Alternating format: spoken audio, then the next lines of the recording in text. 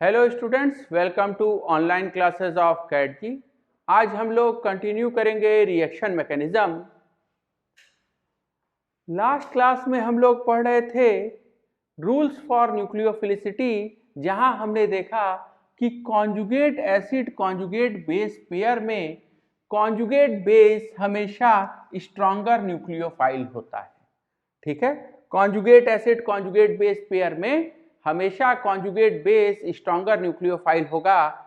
जैसे कि अगर मुझे कंपेयर करना हो कॉन्जुगेट एसिड वाटर और कॉन्जुगेट बेस OH माइनस में, कॉन्जुगेट एसिड वाटर और कॉन्जुगेट बेस OH माइनस में, तो हमेशा OH माइनस स्ट्रॉन्गर बेस होगा। इसी तरह अगर मुझे ROH कॉन्जुगेट एसिड और conjugate base OR minus alkoxide ion में कंपेयर करना है, तो एल्कोक्साइड आयन स्ट्रॉन्गर बेस होगा। और अमोनिया और NH2 माइनस में conjugate base NH2 minus stronger nucleophile होगा अमोनिया से कॉन्जुगेट एसिड से। ये हमने पढ़ा था न्यूक्लियोफिलिसिटी का रूल 1। रूल टू में हमने पढ़ा for hydra acids. Hydra acid और उनका कॉन्जुगेट बेस की अगर हम बात करें और हम एक पीरियड में मूव कर रहे हैं फ्रॉम लेफ्ट टू राइट, उस केस में क्या होगा, जो बेसिक स्ट्रेंथ का ऑर्डर है वही न्यूक्लियोफिलिसिटी का ऑर्डर भी होगा। तो इसके हिसाब से हमने देखा कि अगर हम सेकेंड पीरियड में मूव कर रहे हैं तो CH3 minus will be strongest base and F minus will be weakest nucleophile. तो CH3 माइनस ये जो है this is strongest base as well as nucleophile, क्योंकि न्यूक्लियोफिलिसिटी और बेसिक स्ट्रेंथ का ऑर्डर सेम है। इसीलिए CH3 माइनस स्ट्रॉन्गेस्ट बेस और स्ट्रॉन्गेस्ट न्यूक्लियोफाइल होगा, जबकि इसी पीरियड में F माइनस वीकेस्ट बेस और वीकेस्ट न्यूक्लियोफाइल होगा। इसी तरह अगर मैं थर्ड पीरियड में जाऊं तो वहां भी मुझे सेम ऑर्डर दिखाई देगा। ठीक है, तो हमने देखा रूल 2 के हिसाब से अगर हम एक ही पीरियड में लेफ्ट से राइट जा रहे हैं तो न्यूक्लियोफिलिसिटी और बेसिक स्ट्रेंथ दोनों ही डिक्रीज हो रहा है। अब हम लोग पढ़ते हैं रूल 3 ऑफ न्यूक्लियोफिलिसिटी। ये भी एप्लीकेबल है for conjugate base of hydra acids. ठीक है, और यहां हम बात कर रहे हैं अगर हम सेम ग्रुप में अप से, ठीक है, डाउन जाते हैं या टॉप टू बॉटम जाते हैं तो हमें क्या देखने को मिलेगा। यहां हमें देखने को मिलेगा कि बेसिक स्ट्रेंथ डिक्रीज होगी जबकि न्यूक्लियोफिलिसिटी इंक्रीज होगी। कब? जबकि हम यूज कर रहे हों पोलर प्रोटिक सॉल्वेंट। इस बात का ध्यान रखिएगा कि न्यूक्लियोफिलिसिटी ज्यादा इफेक्टेड होती है सॉल्वेंट के चेंज से। अभी हम बात कर रहे हैं पोलर प्रोटिक सॉल्वेंट का, हम लोग एप्रोटिक सॉल्वेंट की बात थोड़ी देर बाद करेंगे। तो अगर मैं पोलर प्रोटिक सॉल्वेंट में देखूं तो बेसिक स्ट्रेंथ का ऑर्डर और न्यूक्लियोफिलिसिटी का ऑर्डर यहां सेम नहीं होगा, इनफैक्ट ये एक दूसरे के अपोजिट होंगे। ठीक है, तो न्यूक्लियोफिलिसिटी और बेस स्ट्रेंथ का ऑर्डर एक दूसरे के अपोजिट होगा। ऐसा क्यों है? इसका रीजन है हाइड्रोजन बॉन्ड या सॉल्वेशन। आप देखिए, अगर मैं बात करूं लेट अस से for HF, HCl, HBr and HI। ठीक है, तो यहां पे मुझे देखने को मिलेगा ये हैं सारे के सारे कॉन्जुगेट एसिड। ठीक है, और मुझे बात करनी है इनके कॉन्जुगेट बेस की। ये सारे के सारे कॉन्जुगेट एसिड हैं किसके? हाइड्रा एसिड्स के। ठीक है, and we are moving from top to bottom in group 17। ठीक है, तो कॉन्जुगेट बेस इनके क्या हो जाएंगे? F minus, Cl minus, Br minus and I minus. ठीक है, अगर मैं बात करूं यहां कि बेसिक स्ट्रेंथ का ऑर्डर क्या होगा, तो बेसिक स्ट्रेंथ का यहाँ ऑर्डर होगा, सबसे स्ट्रॉन्ग बेस होगा F माइनस, बेस स्ट्रेंथ की बात करें, ठीक है, strongest base is F minus, then Cl minus, then Br minus and then I minus, ठीक है। और अगर मैं बात करूं न्यूक्लियोफिलिसिटी का, और वो भी प्रोटिक सॉल्वेंट में, प्रोटिक सॉल्वेंट कौन सा होता है? प्रोटिक सॉल्वेंट यानी सॉल्वेंट में H+ मौजूद है। ये जो H+ मौजूद है ये मेरे न्यूक्लियोफाइल को Nu- को, क्योंकि न्यूक्लियोफाइल पे निगेटिव चार्ज है और सॉल्वेंट में एसिडिक हाइड्रोजन मौजूद है, तो ये H+ चारों ओर से घेर लेगा न्यूक्लियोफाइल को, ठीक है। तो ये H+ ने चारों ओर से न्यूक्लियोफाइल को घेर लिया और स्फीयर ऑफ सॉल्वेशन बना दिया। अगर न्यूक्लियोफाइल को कार्बन पे अटैक करना है तो इसको ये जो स्फीयर ऑफ हाइड्रेशन या स्फीयर ऑफ सॉल्वेशन बना है इसको तोड़ना पड़ेगा, तब ये अटैक कर पाएगा। न्यूक्लियोफाइल को कार्बन पे अटैक करने के लिए इस स्फीयर को तोड़ना पड़ेगा, स्फीयर ऑफ सॉल्वेशन, और तब ये अटैक पॉसिबल होगा। न्यूक्लियोफाइल के चारों ओर जितने ज़्यादा, ठीक है, ये H+ मौजूद होंगे या प्रोटॉन्स मौजूद होंगे, उतना कठिन होगा न्यूक्लियोफाइल का कार्बन पे अटैक। और न्यूक्लियोफिलिसिटी एक काइनेटिक प्रॉपर्टी है। इसका मतलब ये है कि हम न्यूक्लियोफिलिसिटी को नापते हैं कि कितनी जल्दी न्यूक्लियोफाइल कार्बन पे अटैक कर पाएगा, कितनी जल्दी बॉन्ड बना पाएगा, ठीक है। तो we are interested in speed, और ये स्फीयर ऑफ सॉल्वेशन की वजह से, ठीक है, या इस स्फीयर ऑफ हाइड्रेशन की वजह से, अगर मैंने सॉल्वेंट वाटर लिया है तो ये न्यूक्लियोफाइल का अटैक धीरे हो जाएगा, न्यूक्लियोफिलिसिटी कम हो जाएगी। अब F- क्योंकि इसका साइज सबसे छोटा है और I- इसका साइज सबसे बड़ा है, ठीक है, तो F- पे कंसंट्रेटेड चार्ज है, इसीलिए इसका सॉल्वेशन भी ज्यादा होता है, हाइड्रोजन बॉन्ड यहां बन जाएगा और इसके वजह से F- का न्यूक्लियोफिलिसिटी, ठीक है, इफेक्ट होगा, इसका न्यूक्लियोफिलिसिटी कम हो जाएगा। I- पे निगेटिव चार्ज का डेंसिटी बड़े आयोडीन पे डिस्ट्रीब्यूटेड है, इसलिए यहाँ जो चार्ज है वो बड़े स्फीयर पे डिस्ट्रीब्यूटेड है, चार्ज की डेंसिटी कम है, इसका सॉल्वेशन कम होगा, हाइड्रोजन बॉन्ड नहीं बन पाएगा या कमजोर इंटरेक्शन होगा H+ के साथ, और इसीलिए मुझे देखने को मिलेगा nucleophilicity in protic solvent is F- less than Cl-, less than Br- and less than I-। तो ध्यान दीजिएगा, स्ट्रॉन्गेस्ट न्यूक्लियोफाइल कौन होने जा रहा है? I-, ठीक है, और वीकेस्ट कौन है? F-। ठीक है, एक क्वेश्चन से ये बात फिर से समझ ली जाए। Compare the base strength and nucleophilicity of the below in water solvent. Water solvent का मतलब वाटर कैसा सॉल्वेंट है? H2O इज प्रोटिक, ठीक है, H2O एक प्रोटिक सॉल्वेंट है। सबसे पहले मुझे बात करनी है किसकी? बेस स्ट्रेंथ की। मुझे बेस स्ट्रेंथ की बात करनी है तो मैं कॉन्जुगेट एसिड का एसिडिक स्ट्रेंथ का ऑर्डर लिख लूं, ठीक है। तो कॉन्जुगेट एसिड इनका क्या होगा? HF, HCl, HBr and HI। PK value अगर आपको याद हो तो आप लिख पाएंगे HF is 3.2, HCl is -7, HBr is -9 and HI is approximately -10। तो अगर मैं कॉन्जुगेट एसिड का एसिडिक स्ट्रेंथ लिखूं, ठीक है, तो एसिडिक स्ट्रेंथ का ऑर्डर क्या हो जाएगा? It will be HF is weakest acid, उससे अच्छा एसिड कौन है? HCl, उससे अच्छा एसिड कौन है? HBr, और सबसे अच्छा एसिड है, स्ट्रॉन्गेस्ट एसिड है HI।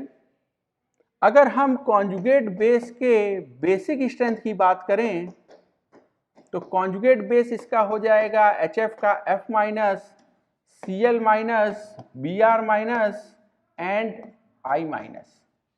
ठीक है, कॉन्जुगेट बेस के बेसिक स्ट्रेंथ का ऑर्डर क्या होगा? एसिडिक स्ट्रेंथ के ऑर्डर का उल्टा, क्योंकि अगर कॉन्जुगेट एसिड स्ट्रांग है तो कॉन्जुगेट बेस क्या होगा? वीक। कॉन्जुगेट एसिड देखो HF, ठीक है, ये कमजोर है, तो कॉन्जुगेट बेस F माइनस क्या है? स्ट्रांग। कॉन्जुगेट एसिड HI अगर मजबूत है, स्ट्रांग है, तो कॉन्जुगेट बेस I माइनस क्या होगा? वीक। तो ये स्ट्रांग है अगर, तो ये क्या होगा? वीक। ठीक है, ये वीक है अगर, तो ये क्या होगा? स्ट्रांग।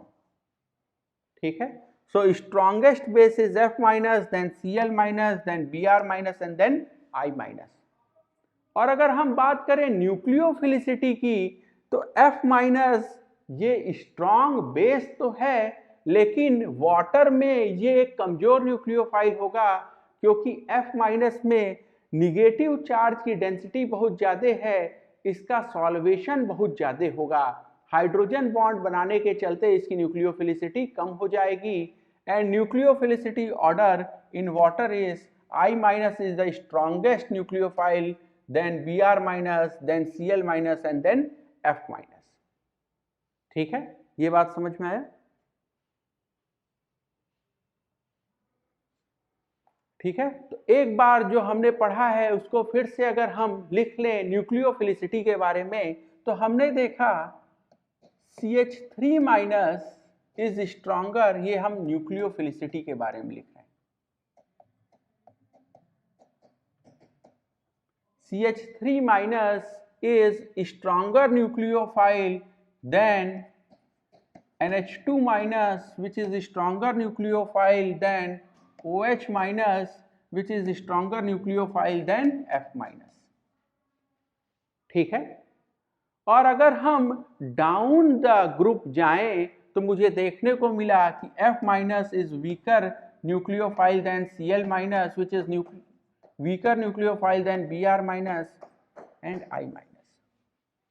ठीक है, तो अगर मैं बात कर रहा हूं न्यूक्लियोफिलिसिटी का, तो मुझे दिख रहा है कि ये F minus this is weak nucleophile, जबकि I माइनस ये भी स्ट्रॉन्ग न्यूक्लियोफाइल है, और CH3 माइनस ये भी स्ट्रॉन्ग न्यूक्लियोफाइल है।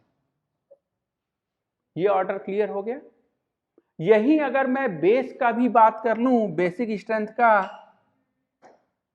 सो अगर हम यही बेसिक स्ट्रेंथ की भी बात कर लें, ठीक है, तो बेसिक स्ट्रेंथ में मुझे क्या देखने को मिलेगा? जब मैं लेफ्ट से राइट जा रहा हूं तो न्यूक्लियोफिलिसिटी और बेसिक स्ट्रेंथ का ऑर्डर सेम है, तो बेसिक स्ट्रेंथ का भी यही ऑर्डर है। ठीक है, जबकि अगर हम डाउन द ग्रुप चलें तो न्यूक्लियोफिलिसिटी और बेसिक स्ट्रेंथ का ऑर्डर अपोजिट है, तो बेसिक स्ट्रेंथ का ऑर्डर यहां क्या हो जाएगा? ऐसा। ठीक है, तो आप देखेंगे लेफ्ट टू राइट मूव करने पे बेसिक स्ट्रेंथ और न्यूक्लियोफिलिसिटी का ऑर्डर सेम है, जबकि टॉप टू बॉटम मूव करने पे न्यूक्लियोफिलिसिटी और बेसिक स्ट्रेंथ का ऑर्डर अपोजिट है। ठीक है, आप चाहें तो यहां कुछ और डेटा भी लिख सकते हैं, जैसे कि अगर मैं, ठीक है, बात कर लूं Cl माइनस और यहां बात कर लूं लेट्स से SH माइनस। ठीक है, तो ये भी आप यहां फिल कर सकते हैं। आप देख सकते हैं कि यहां न्यूक्लियोफिलिसिटी का ऑर्डर तो ये होगा, और अगर मैं बेसिक स्ट्रेंथ की बात करूं, ठीक है, तो बेसिक स्ट्रेंथ का ऑर्डर क्या हो जाएगा? ऐसा कुछ। ठीक है, कुछ और छोटे सवाल कर लिए जाएं इसी के बेसिस पे। Compare base strength and nucleophilicity in aqueous medium. ठीक है, तो मुझे कह रहा है कि मैं कंपेयर करूं बेस स्ट्रेंथ और न्यूक्लियोफिलिसिटी। पहले हम लोग बेसिक स्ट्रेंथ की बात कर लें। बेसिक स्ट्रेंथ में हम जानते हैं कि जैसे ही हम टॉप टू बॉटम मूव करते हैं किसी भी ग्रुप में, बेसिक स्ट्रेंथ जो है वो पहले के मुकाबले कमजोर पड़ती है। क्यों कमजोर होती है? क्योंकि एसिडिक स्ट्रेंथ की अगर मैं बात करूं, एसिडिक स्ट्रेंथ, तो अगर मैं ROH की बात करूं और RSH की बात करूं या H2O की बात करूं और H2S की बात करूं और इनका pK वैल्यू लिखूं तो water is 15.7 while H2S is near 7। ठीक है, तो H2S का pK वैल्यू है 7 के करीब, वाटर का है 15.7 के करीब। स्ट्रॉन्ग एसिड कौन है? H2S is strong acid. और अगर ये एसिड स्ट्रॉन्ग है तो बेस कैसा होगा? इसका कॉन्जुगेट बेस क्या हो जाएगा? कमजोर। कॉन्जुगेट एसिड क्या है? ये कॉन्जुगेट एसिड है। और अगर ये मजबूत है तो कॉन्जुगेट बेस ये क्या हो जाएगा? वीक।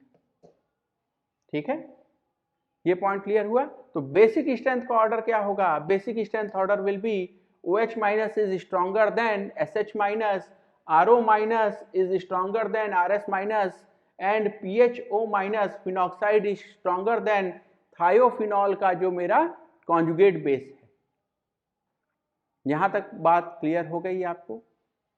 अब कलर चेंज कर लिया जाए और न्यूक्लियोफिलिसिटी के बारे में बात किया जाए।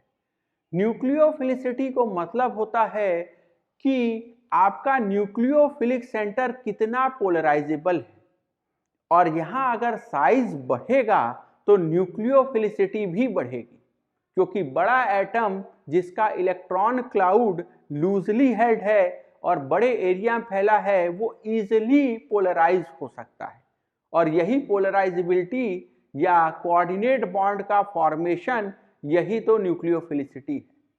ठीक है, तो अगर हम बात करें RS माइनस और RO माइनस की, तो stronger nucleophile is RS minus.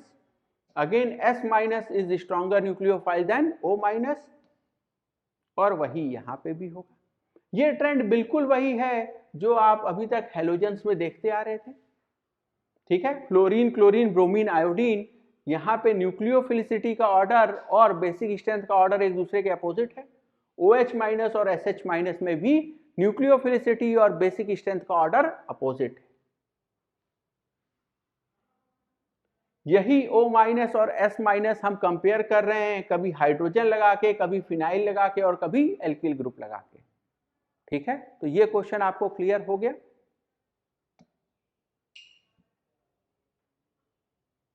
अगला देखा जाए, अब हम लोग बात की जाए रूल 3' की। ये बेसिकली रूल 3 को ही हम दूसरे तरह से लिख रहे हैं, और हम यहां लिखना चाहते हैं कि अगर मेरा सॉल्वेंट प्रोटिक न होके एप्रोटिक है, ठीक है, अगर सॉल्वेंट कैसा है? एप्रोटिक। अगर एप्रोटिक सॉल्वेंट है इसका मतलब नो हाइड्रोजन बॉन्ड। ठीक है, एप्रोटिक सॉल्वेंट आप याद करिए तो एप्रोटिक वो सॉल्वेंट होता है, एप्रोटिक सॉल्वेंट का मतलब है यहां कोई H+ नहीं मिल सकता, जैसे कि वाटर, ये क्या है? प्रोटिक, और यहां पे H+ आपको मिलता है, जबकि एप्रोटिक सॉल्वेंट जैसे कि एसीटोन, यहां सारे के सारे हाइड्रोजन जुड़े हुए हैं एक sp3 कार्बन के साथ, इलेक्ट्रोनेगेटिव एलिमेंट से हाइड्रोजन जुड़ा हुआ नहीं है, और इसीलिए यहां आपको H+ नहीं मिलेगा। प्रोटिक सॉल्वेंट वाटर में हाइड्रोजन इलेक्ट्रोनेगेटिव एलिमेंट ऑक्सीजन के साथ जुड़ा होता है, इसीलिए आपको H+ मिलता है। ठीक है, कौन सा सॉल्वेंट प्रोटिक है, कौन सा एप्रोटिक है, ये पिछले लेक्चर्स में हम लोग पढ़ चुके हैं। तो यहां बात किया जाए न्यूक्लियोफिलिसिटी का,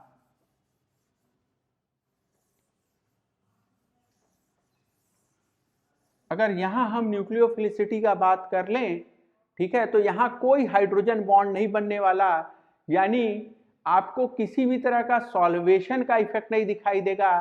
कोई H+ नहीं है जो न्यूक्लियोफाइल को सॉल्वेट कर रहा है, और न्यूक्लियोफाइल क्योंकि सॉल्वेट नहीं हो रहा है यानी उसकी न्यूक्लियोफिलिसिटी कम नहीं हो रही है। ऐसे केस में क्या होगा? जो बेसिक स्ट्रेंथ का ऑर्डर है वही न्यूक्लियोफिलिसिटी का ऑर्डर होगा। ठीक है, तो ये बात ध्यान रखिएगा। कि न्यूक्लियोफिलिसिटी और बेसिक स्ट्रेंथ का ऑर्डर एप्रोटिक सॉल्वेंट में एक जैसा रहेगा। हम लोग फिर से क्वेश्चन के थ्रू ये बात समझ लिया जाए। तो बेसिक स्ट्रेंथ का ऑर्डर क्या होता है? Basic strength again F minus Cl minus Br minus I minus, ये है बेस स्ट्रेंथ का ऑर्डर। ऐसा ऑर्डर क्यों है? क्योंकि अगर मैं कॉन्जुगेट एसिड का एसिडिक स्ट्रेंथ का बात करूं तो HF सबसे कमजोर है, उससे मजबूत एसिड है HCl, उससे मजबूत एसिड है HBr और सबसे मजबूत एसिड है HI। pK value -10, -9, -7 and 3.2। ठीक है, आपको pK वैल्यू याद रखने की कोई ज़रूरत नहीं है, फिर भी मैंने रेफरेंस के लिए लिख दिया। तो एसिडिक स्ट्रेंथ का जो ऑर्डर होगा इसका उल्टा ये कॉन्जुगेट बेस में बेसिक स्ट्रेंथ का ऑर्डर है। और क्योंकि यहाँ आपने एप्रोटिक सॉल्वेंट ले रखा है, ठीक है, क्योंकि आपने एप्रोटिक सॉल्वेंट ले रखा है और इसका मतलब ये है कि जो यहाँ न्यूक्लियोफिलिसिटी का ऑर्डर होगा वही यहाँ बेसिक स्ट्रेंथ का ऑर्डर होगा, क्योंकि यहाँ कोई सॉल्वेंट अपना सॉल्वेशन के थ्रू, ठीक है, न्यूक्लियोफिलिसिटी को कम करने नहीं जा रहा है। इसीलिए order of nucleophilicity is same as order of basic strength. ठीक है, ये बात आपको समझ में आ गई। तो जो हमने सीखा उसको जल्दी से हम कंक्लूड कर लें और हम ये कहें कि nucleophilicity order depends on solvent. Solvent कहने का मतलब कि सॉल्वेंट आपका एप्रोटिक है या प्रोटिक है। ठीक है, ये बात कुल मिला के तभी होगी जब size of nucleophile is different. Size of nucleophile कब डिफरेंट होता है? जब हम मूव करते हैं डाउन द ग्रुप। ठीक है, जब हम एक ही पीरियड में मूव कर रहे थे CH3 माइनस से, ठीक है, CH3 minus, NH2 minus, then OH minus and F minus, यहां आप प्रोटिक सॉल्वेंट लें या एप्रोटिक लें कोई फर्क नहीं है। यही ऑर्डर होगा न्यूक्लियोफिलिसिटी का प्रोटिक सॉल्वेंट में भी और एप्रोटिक सॉल्वेंट में भी। कुल मिला के आपको अंतर कब दिखाई देगा प्रोटिक और एप्रोटिक सॉल्वेंट का? जब हम लोग डाउन द ग्रुप मूव करेंगे और तब क्या होगा? Size of nucleophile are different. ठीक है, हम ऐसा कह सकते हैं कि जब भी साइज डिक्रीज कर रहा है, ठीक है, अगर मैं साइज डिक्रीज कर रहा है यानी मैं मूव कर रहा हूं I माइनस से, ठीक है, F माइनस की तरफ, मूविंग अप द ग्रुप, उस केस में क्या होगा? F माइनस जो कि सबसे छोटा है उसका सॉल्वेशन सबसे ज्यादा होगा और सॉल्वेशन सबसे ज्यादा होगा तो न्यूक्लियोफिलिसिटी कम हो जाएगी। कब? इन प्रोटिक सॉल्वेंट। प्रोटिक सॉल्वेंट में, ठीक है, साइज डिक्रीज होगा तो सॉल्वेशन बढ़ेगा और न्यूक्लियोफिलिसिटी कम हो जाएगी।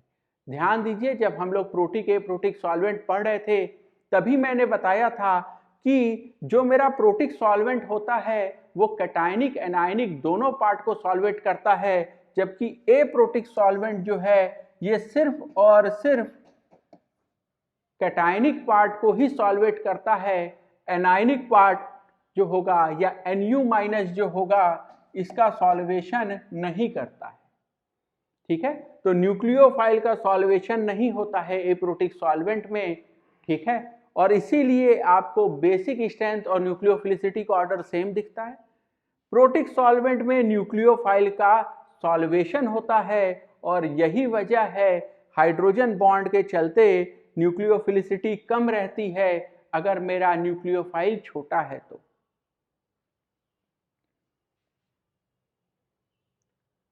अगले रूल की बात की जाए, next rule is for pair of compounds which are not conjugate acid base pair. वो आपस में एक एसिड बेस पेयर नहीं होने चाहिए पर न्यूक्लियोफिलिक सेंटर इज सेम। ठीक है, but nucleophilic centre is same. उस केस में क्या होगा, stronger base is stronger nucleophile. ऐसे केस में क्या होगा, स्ट्रॉन्गर बेस ही स्ट्रॉन्गर न्यूक्लियोफाइल होगा। एक छोटा सा क्वेश्चन देखा जाए। देखिए, arrange the following in decreasing order of nucleophilicity. क्या यहाँ न्यूक्लियोफिलिक सेंटर दोनों केस में नाइट्रोजन है? ठीक है। क्या यहाँ भी न्यूक्लियोफिलिक सेंटर सेम है? अगर न्यूक्लियोफिलिक सेंटर सेम है और ये कंपाउंड आपस में conjugate acid conjugate base pair नहीं है, उस केस में जो बेसिक स्ट्रेंथ का ऑर्डर होगा वही ऑर्डर न्यूक्लियोफिलिसिटी का होगा। जब ये लोग कॉन्जुगेट एसिड कॉन्जुगेट बेस थे तो वो हमने रूल 1 में पढ़ा कि कॉन्जुगेट बेस हमेशा स्ट्रांग होता था कॉन्जुगेट एसिड से। जब ये लोग कॉन्जुगेट एसिड बेस पेयर नहीं है लेकिन न्यूक्लियोफिलिक सेंटर सेम है, उस केस में बेसिक स्ट्रेंथ का ऑर्डर और न्यूक्लियोफिलिसिटी का ऑर्डर सेम होने जा रहा है, तो इसमें स्ट्रॉन्गर न्यूक्लियोफाइल है, ठीक है, CH3NH2, ठीक है, और यहाँ पे स्ट्रॉन्गर न्यूक्लियोफाइल है साइक्लोहेक्साइल अमीन, क्योंकि यहाँ नाइट्रोजन का लोन पेयर डीलोकलाइज्ड है रिंग पे, ठीक है। तो लोन पेयर की अवेलेबिलिटी कम, बेसिक स्ट्रेंथ कम, और बेसिक स्ट्रेंथ कम तो न्यूक्लियोफिलिसिटी भी कम।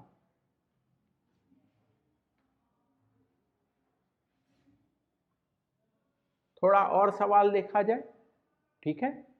जो ऑर्डर बेसिक स्ट्रेंथ का वही ऑर्डर न्यूक्लियोफिलिसिटी का। तो हम बात करें बेस के स्ट्रेंथ की या न्यूक्लियोफिलिसिटी की, ये ऑर्डर सेम होने जा रहा है, ठीक है। अगर मैं कॉन्जुगेट एसिड लिख लूं इनका तो ये है CH3COOH, AC stands for acyl group, ये इतने हिस्से को हम एसाइल कहते हैं, ठीक है।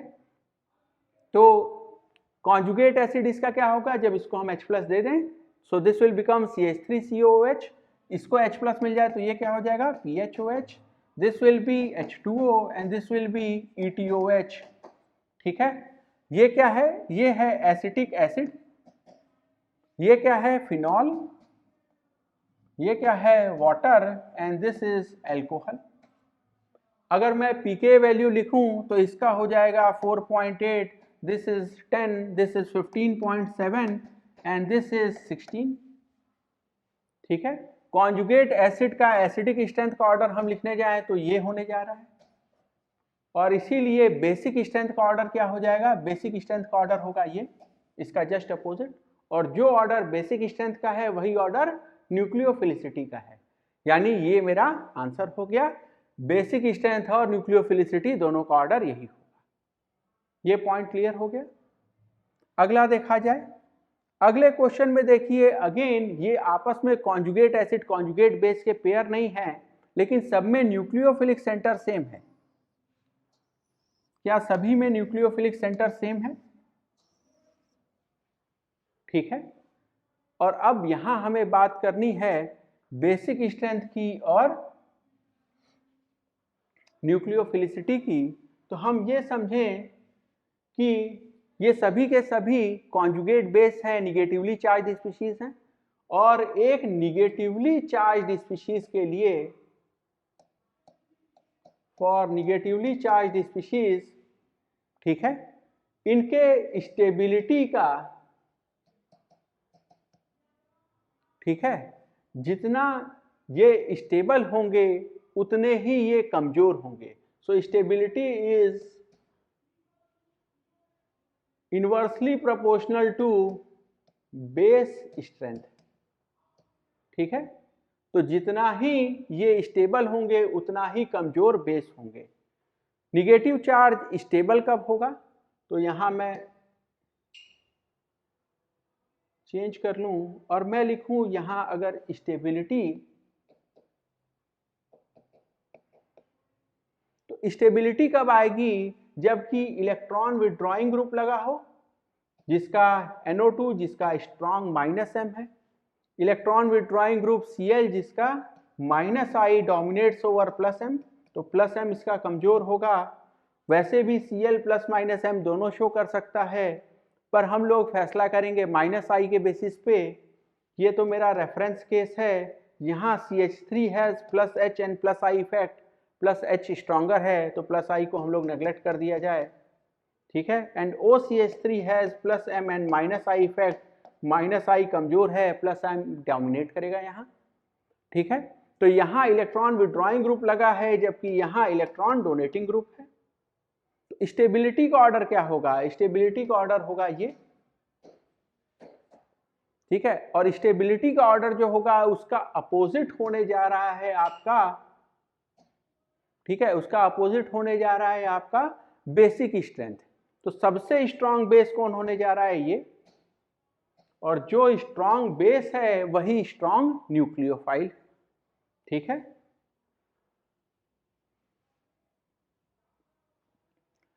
अगर और सिंप्लीफाइड टर्म में हम कहें तो ये कहेंगे कि electron withdrawing group decreases basic strength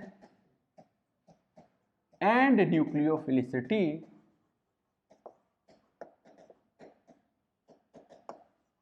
ठीक है। जबकि electron donating group, electron withdrawing group कौन था? जैसे कि NO2, और इलेक्ट्रॉन डोनेटिंग ग्रुप कौन है? जैसे कि OCH3, ठीक है।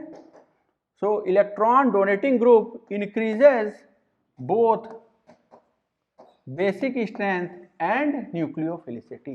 तो electron donating group basic strength और न्यूक्लियोफिलिसिटी दोनों को बढ़ा देगा, निगेटिव चार्ज की इंटेंसिटी को बढ़ा के, जबकि electron withdrawing group negative charge की इंटेंसिटी को कम कर दे रहा है कार्बन पे, इसीलिए बेसिक स्ट्रेंथ और न्यूक्लियोफिलिसिटी दोनों को ही कमजोर करेगा।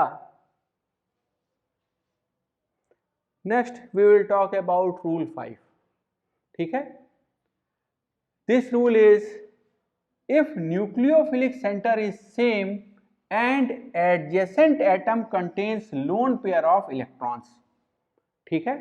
तो अगर न्यूक्लियोफिलिक सेंटर सेम है, ऐसे दो कंपाउंड जिनको हम कंपेयर कर रहे हैं, और एक में बगल के एटम पे लोन पेयर ऑफ इलेक्ट्रॉन हैं, तो जिसमें बगल में एडजेसेंट एटम के पास लोन पेयर ऑफ इलेक्ट्रॉन है वो स्ट्रॉन्गर न्यूक्लियोफाइल होगा। कुछ आसान से क्वेश्चन के थ्रू इसको समझ लिया जाए तो हम कंपेयर करने जा रहे हैं अमोनिया को हाइड्राजीन के साथ, ठीक है। यहाँ देखिए न्यूक्लियोफिलिक सेंटर कौन है? ये नाइट्रोजन है। यहाँ न्यूक्लियोफिलिक सेंटर कौन है? ये नाइट्रोजन है, ठीक है। इसके पास ही लोन पेयर ऑफ इलेक्ट्रॉन है, और अगर एडजेसेंट एटम के पास भी पेयर ऑफ इलेक्ट्रॉन है तो ये क्या करेगा? न्यूक्लियोफिलिसिटी को बढ़ा देगा। Hydrazine will be stronger nucleophile. Similarly अगर मैं वाटर को और H2O2 को कंपेयर करूं तो यहाँ पे ये है मेरा न्यूक्लियोफिलिक सेंटर, ठीक है। और अगर बगल के एटम पे, ठीक है, पेयर ऑफ इलेक्ट्रॉन है तो वो क्या करेगा? न्यूक्लियोफिलिसिटी को बढ़ा देगा, ठीक है।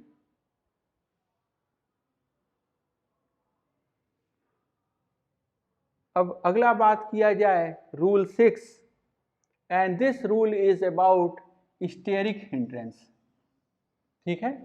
तो हमने लिखा है steric hindrance affect nucleophilicity more adversely than base strength. आप खुद समझिए, न्यूक्लियोफिलिसिटी का मतलब है किससे? न्यूक्लियोफिलिसिटी का मतलब है स्पीड से, ठीक है। अगर आपको कोई चीज तेज फेंकनी है, ठीक है, तेज फेंकनी है तो आपको क्या करना पड़ेगा? लेट से अगर मुझे कोई पत्थर फेंकना है तेज, तो मैं छोटा पत्थर लूंगा, उसको जोर लगा के फेंकूंगा। मैं अगर कोशिश करूं कि मैं पूरा अर्थ उठा के फेंक दूं तो आपको पता है कि किस केस में स्पीड तेज होने जा रही है, ठीक है। दूसरा एक एग्जाम्पल अगर हम लें, लेट अस से मुझे दौड़ना है, ठीक है। अगर मुझे दौड़ना है और तेज दौड़ना है तो मैं नहीं चाहूंगा कि मैं भारी आर्मर सूट वगैरह पहन के मैं तेज दौड़ पाऊं, ठीक है। So I have to be light, ठीक है। गाड़ी को देखिए, अगर तेज दौड़ना है तो उसका ठीक है, एरोडायनेमिक डिजाइन किया जाता है, उसका वेट को कम रखने की बात की जाती है। किसी भी चीज को अगर आप बल्की कर देंगे तो उसका स्पीड कम हो जाएगा, और न्यूक्लियोफिलिसिटी एक काइनेटिक प्रॉपर्टी है, यहाँ हम बात ही कर रहे हैं स्पीड की, ठीक है। तो देखिए, steric factor affects nucleophilicity more adversely than base strength. Base strength जो है ये एक थर्मोडायनेमिक प्रॉपर्टी है, जबकि न्यूक्लियोफिलिसिटी आपकी एक काइनेटिक प्रॉपर्टी है, ठीक है। और यही वजह है कि स्टेरिक फैक्टर का ज्यादा प्रभाव पड़ता है न्यूक्लियोफिलिसिटी पे। ये बात हम लोग पहले भी कर चुके हैं कि ऐसा नहीं है कि बेस स्ट्रेंथ पे फर्क नहीं पड़ता। SIR, SIP आपने ये सारे टर्म्स पहले पढ़े हैं GOC में। मेरा ये कहना है बस कि स्टेरिक फैक्टर न्यूक्लियोफिलिसिटी को ज्यादा इफेक्ट करेगा। और कैसा इफेक्ट है इसका? एडवर्स इफेक्ट है, न्यूक्लियोफिलिसिटी को ये कम करता है।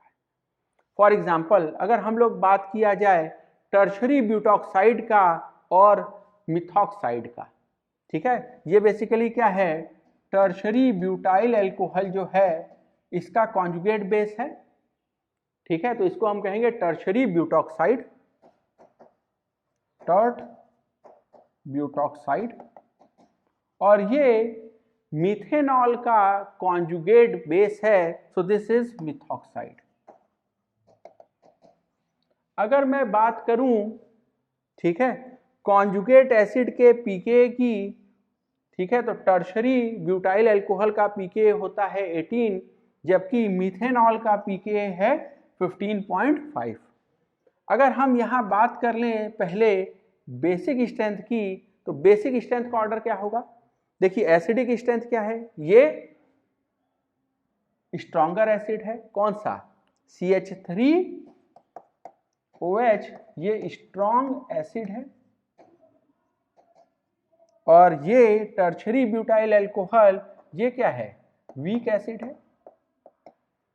इसका मतलब ये है कि ये वीक एसिड है, तो tertiary butoxide is stronger base, tertiary butoxide is stronger base, ठीक है। लेकिन अगर मुझे बात करनी है न्यूक्लियोफिलिसिटी की,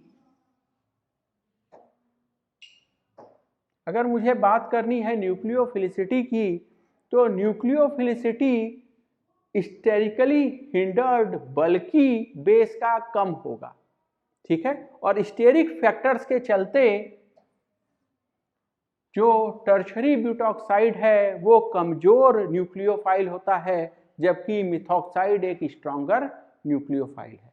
तो हमने लिखा कि tertiary butoxide is stronger base but weaker nucleophile. In fact अगर मैं कंपैरेटिव टर्म्स में कह रहा हूं तो मैं कह रहा हूं वीकर, और अगर मैं इन जनरल कंपैरिजन करके कहूं तो मैं कहूंगा कि tertiary butoxide is very poor, it is very poor nucleophile. तो अगर मुझे कहीं भी न्यूक्लियोफाइल की जरूरत है तो मैं टर्शरी ब्यूटॉक्साइड तो कभी इस्तेमाल करने नहीं जा रहा हूं, क्योंकि ये बहुत ही कमजोर न्यूक्लियोफाइल है।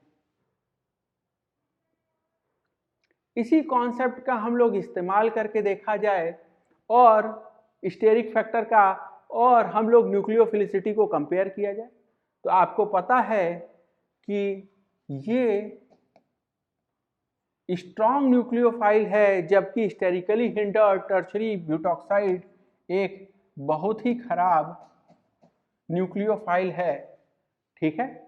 और अगर हम स्टेरिक फैक्टर्स का चर्चा करें तो मुझे ये ऑर्डर दिखाई देगा, ठीक है। Me की जगह अगर मैंने ET लगा दिया, ठीक है, बल्कि बना दिया, तो न्यूक्लियोफिलिसिटी कम हो गया। ET की जगह IPR आइसोप्रोपाइल यूज कर लिया तो और भी कमजोर, और टर्शरी ब्यूटॉक्साइड यूज कर लिया, ये तो सबसे खराब है। देखिए CH3O-, O- के साथ यहाँ क्या लग गया? CH2 CH3, क्या ये पहले से ज्यादा बल्कि हो गया है? CH3 से ये ज्यादा बल्कि हो गया। अगर मैंने आइसोप्रोपाइल यूज कर लिया, यानी CH3C CH3HO-, तो क्या ये और बल्कि हो गया? और अगर मैं टर्शरी ब्यूटॉक्साइड यूज कर रहा हूं तो ये क्या है? ये तो बहुत ही ज्यादा बल्कि है, ठीक है। तो जैसे जैसे मैं अपने बेस को, ठीक है, या निगेटिवली चार्ज स्पीशीज को जैसे जैसे मैं बल्की बनाऊंगा, स्टेरिकली हिंडर्ड बनाते जाऊंगा, वैसे वैसे न्यूक्लियोफिलिसिटी एडवर्सली अफेक्ट होगी। ठीक है, आगे देखा जाए, सेम कॉन्सेप्ट यहां लगाएं और हमें पता चल जाएगा कि ये सबसे स्ट्रॉन्ग न्यूक्लियोफाइल है क्योंकि ये छोटा है। ठीक है, और ये सबसे कमजोर न्यूक्लियोफाइल है क्योंकि यहां देखो दो बल्कि टर्शरी ब्यूटाइल ग्रुप लगे हुए हैं। ठीक है, तो जब टर्शरी ब्यूटाइल बल्कि ग्रुप्स यहाँ लगे होंगे, ठीक है, तो इसका न्यूक्लियोफिलिसिटी एडवर्सली अफेक्टेड होगा, ये एक कमजोर न्यूक्लियोफाइल बन जाएगा। अगर हम कुछ ये जो हमने पढ़ा इसके बेसिस पे कुछ मोटी बातें करना चाहें तो हम ये कह सकते हैं कि न्यूक्लियोफिलिसिटी, जिसका मतलब होता है कि अपना lone pair of electron coordinate करना है कार्बन को, और बेसिक स्ट्रेंथ, जिसका मतलब है कि अपना lone pair of electron coordinate करना है प्रोटॉन को, ये तकरीबन सेम चीज है except in case of sterically hindered base and while moving down the group। ठीक है, तो दो केसेस में बेसिक स्ट्रेंथ और न्यूक्लियोफिलिसिटी का ऑर्डर जरूर अंतर होगा। कब? जब हम लोग बात कर रहे हों स्टेरिकली हिंडर्ड बेसिस की, और यानी कि जब हम स्टेरिक हिंड्रेंस बढ़ाते जा रहे हों, और दूसरा जब हम लोग मूव कर रहे हों डाउन द ग्रुप। ठीक है, ये एक चार्ट हम लोग लास्ट में देख लिया जाए। ठीक है, ये बात समझने के लिए कि न्यूक्लियोफिलिसिटी और बेसिक स्ट्रेंथ, ठीक है, यहाँ पे न्यूक्लियोफिलिसिटी और बेसिक स्ट्रेंथ को कैसे कंपेयर करना है ये हमने वेरियस रूल्स के हिसाब से समझा, और अब हम लोग देखने जा रहे हैं कुछ फैक्चुअल डेटा। ठीक है, ये फैक्चुअल डेटा है relative nucleophilicity as measured in, ठीक है, मिथेनॉल। मिथेनॉल क्या है? एक प्रोटिक सॉल्वेंट है। तो एक प्रोटिक सॉल्वेंट मिथेनॉल में हमने कुछ न्यूक्लियोफाइल्स का न्यूक्लियोफिलिसिटी मेजर किया, और अब इसको देखा जाए कि इसका क्या ऑर्डर है। पहला चीज हमने जाना था कि I minus will be stronger nucleophile then Br minus then Cl minus, और F माइनस सबसे खराब। तो क्या आपको ये ऑर्डर दिख गया यहाँ? ठीक है, जब हम डाउन द ग्रुप जाते हैं तो न्यूक्लियोफिलिसिटी बढ़ जाता है।